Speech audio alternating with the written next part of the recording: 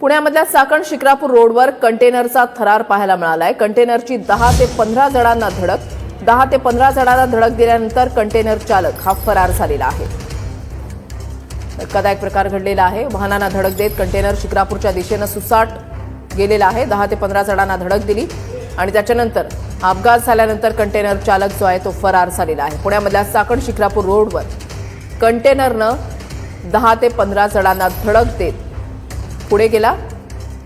सुनील ठिगळे आमचे प्रतिनिधी या संदर्भातली अधिक माहिती देतील। सुनील, नक्कीच रोशाली, ज्या पद्धतीने आपण पाहतो की चाकण शिक्रापूर हा वर्दळीचा महामार्ग आहे आणि या दरम्यानमध्ये चाकण पासून जो कंटेनर आहे तो कंटेनर अनेक वाहनांना धडक देत शिक्रापूरच्या दिशेने जाताना त्रास सध्या कॅमेऱ्यामध्ये काही झाला। एकूणच आपण पाहिलं की खरं तर या अपघातामध्ये अनेक गाड्यांना अनेक वाहने असून त्यांना मात्र त्या ठिकाणी उडवलेलं आहे। त्याच्यामध्ये अनेक जण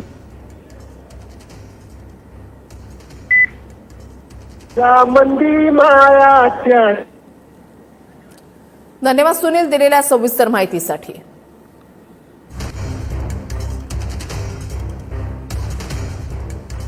दहा ते 15 जणांना हे कंटेनरनं धडक दिली आणि त्याच्यानंतर हा अपघात झाल्यानंतर तो कंटेनर चालक जो आहे तो फरार झालेला आहे। त्यावेळेला नेमकं काय घडलं ते आपण पाहताय।